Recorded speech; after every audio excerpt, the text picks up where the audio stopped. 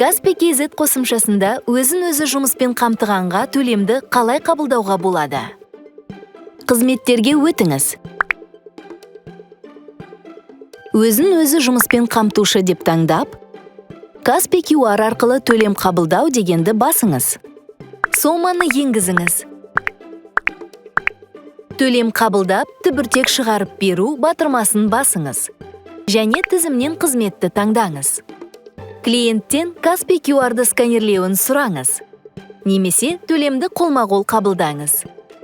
QR-код арқылы төлем қабылдағаннан кейін, ақша бірден сіздің өзін-өзі жұмыспен қамтыған шотыңызға түседі. Ал чек автоматты түрде клиентке Каспий KZ қосымшасында, сондай-ақ салық органдарына жіберіледі. Каспий KZ қосымшасында өзін-өзі жұмыспен қамтығанға төлемді осылай оңай қабылдауға болады.